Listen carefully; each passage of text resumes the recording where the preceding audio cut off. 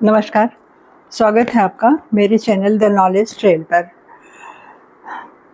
हमारे भारतीय दर्शन में काम 64 कलाओं को काम कहा गया है। आज हम काम का मतलब सिर्फ एक रिलेशन से लेते हैं जो विकृत हो गया है काम का अर्थ आज, और हम नहीं जानते कि काम किसे कहते हैं। तो काम का अर्थ है किसी चीज़ को करने की इच्छा को काम कहते हैं। हमें कुछ करने से पहले एक इच्छा हमारे मन में जब जागृत होती है तो उसे काम कहते हैं। यानी इसमें एक कारण होता है, कार्य को करने के कारण को ही इच्छा कहते हैं। इच्छा के कारण ही हमारे मन में काम आता है। और काम का अर्थ केवल एक मेल फीमेल के रिलेशन से ही नहीं है। काम कला को भी कहते हैं। ये 64 प्रकार की होती हैं। हमारे सनातन धर्म में वर्ण आश्रम में जो ब्रह्मचर्य का आश्रम था वो 25 वर्ष के लिए एक छात्र को या छात्रा को मिलता था। उस 25 वर्ष में वो तरह तरह की विद्याओं को वो सीखते थे, जिसमें कला 64 प्रकार की कला कही गई है। तो पहले जानते हैं सृष्टि की रचना को समझते हैं। ब्रह्मा सृष्टिकर्ता को कहा गया है। सृष्टि की ब्रह्मा के अंदर इच्छा हुई, एक कारण एक उत्पन्न हुआ तो सृष्टि की, इस जगत की रचना हुई। इस जगत में एक से अनेक बने। तमाम आज हम देख ही रहे हैं जगत में कितने प्रकार के जीव जंतु, इंसानों की संख्या, हर प्रकार की, ये सारी सृष्टि ये ब्रह्मा की इच्छा से ही उत्पन्न हुआ है। उसके बाद इसमें 3 गुण आए, रजस, तमस और सत्व। 3 गुण आए। ये तीनों गुण किसी एक प्रकार के काम में 3 प्रकार से प्रभाव दिखाते हैं। सत्व गुण वो है जो सात्विक है, शांत है और निर्मल है।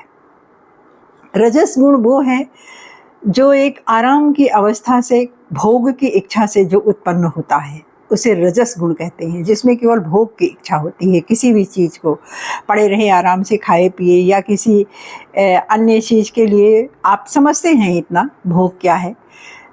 तो इसके और तमस गुण क्या है? तमस गुण एक मतलब किसी विकृति है। यह भी एक प्रकार की तमस, जिसमें क्रोध, ईर्ष्या और किसी काम की विकृति में जो होता है उसे तमस गुण कहते हैं। वो तमस है। तमस मीन्स अंधकार। तो 64 कलाओं को तो आज हम नहीं ले सकते, ना ही हमारे यहाँ का ऐसा कोई पाठ्यक्रम है आज किसी गुरुकुल में या किसी शिक्षा के केंद्र में। लेकिन पठन पाठन के अलावा बहुत सी ऐसी चीज़ें हैं जहाँ पर हम अपनी ब्रह्म ऊर्जा को लगा सकते हैं। अगर हमारी ऊर्जा किसी अच्छे जगह पर लगती है, किसी और क्षेत्र में लगती है, तो हमारा तेज बढ़ता है और हम किसी विकृति की तरफ से जाने से बच जाते हैं।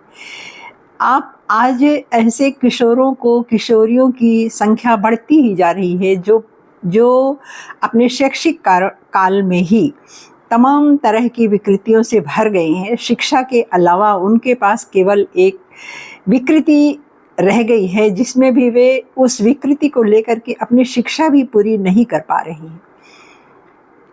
उनको नहीं समझ आता कि हम अपनी ऊर्जा कैसे और कहाँ खर्च करें। ये बढ़ती हुई अवस्था, ऊर्जा का भंडार तो हमारे अंदर होता ही है, लेकिन इसको हम कई अन्य चीज़ों में अगर लगाएं, हमारे गार्जियन इसको सिखाएं, हमारे शिक्षक इसको सिखाएं, तो आज हमारे बच्चे बहुत कुछ दे सकते हैं समाज को। अभी आप देखिए शुभांशु शुक्ला जो स्पेस से होकर के लौटे हैं, उनके पीछे कितने वर्षों की मेहनत रही होगी। तब जाकर के आज वो इस मुकाम पर पहुँचे हैं। इसी प्रकार ब्रह्मचर्य का जो आश्रम हमें मिला है, ब्रह्मचर्य आश्रम का जो कीमती समय हमें मिला है, वो हमें इसलिए मिला है कि हम अपनी ऊर्जा को, अपनी तेज को, अपने स्किल को बढ़ा सकें।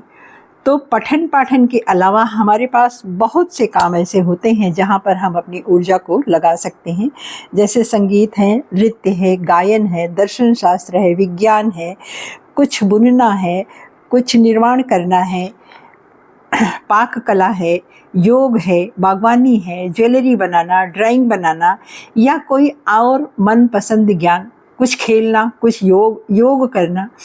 तो बहुत सारी ऐसी विद्याएं हैं जो पठन पाठन के अलावा जहां हम अपनी ऊर्जा को लगा सकते हैं और अपने तेज को बढ़ा सकते हैं और एक अच्छा जीवन प्राप्त करके और विवाह के बाद हम अपनी आने वाली पीढ़ी में भी एक अच्छा ज्ञान और एक अच्छा तेज भर सकते हैं। आज देखिए, संतानों के जन्म में भी कई प्रकार की विकृतियां अधिकतर पाई जाती हैं जो कि जेनेटिक होती हैं। तो इन सब का कारण यही होता है कि हमने अपनी ऊर्जा को गलत जगह लगाया है, जिससे ये विकृति आ जाती है। तो 25 वर्ष तक सबसे पहला तो प्रमुख ये होता है जीवन में कि ब्रह्मचर्य का पालन। ब्रह्मचर्य में एक ऐसा तेज, एक ऐसी ऊर्जा होती है जो हम उसको जितनी जगह लगाएं उतनी स्किल हमारे अंदर बढ़ती जाती है। जैसे देखिए, हमारे बच्चे जब बाहर पढ़ने जाते हैं तो घर एक निश्चित रकम उनको मिलती है। उस रकम को अगर वो किसी ऐसी जगह लगा दें जहाँ नहीं लगाना चाहिए, किसी को गिफ्ट दे दिया, किसी के संग हो लिया, कहीं कुछ खा उड़ा लिया, तो शिक्षा उनकी अधूरी रह जाती है, वो पढ़ नहीं पाते हैं और उनका जीवन आगे चलकर मुसीबत में एक पछतावे का एक कारण बन जाता है उनकी लाइफ। और वो जो संग होता है वो भी उनके अंदर की विकृति को बढ़ाता है, उनके तेज को नष्ट कर देता है। तो उसमें से तो वो कुछ जो पढ़ने वाले बच्चे हैं वो कुछ पैसा तो अपने पुस्तकों में लगाएं, कुछ खाने पे लगाएं, कुछ अपना उससे अपनी ज़रूरतों पर खर्च किए। तो उस एक चीज़ को उन्होंने कई जगह खर्च किया और एक संतुलन बनाया जीवन में और अपनी शिक्षा को पूरी की और फिर वहाँ से कॉलेज से या स्कूल से निकल आए। तो इन 64 कलाओं को भी काम कहा जाता है। काम का अर्थ सीमित नहीं है, या जिसे हम एक रिलेशन में लेते हैं, काम वो नहीं है। काम 64 प्रकार के ज्ञान को भी काम कहा गया है,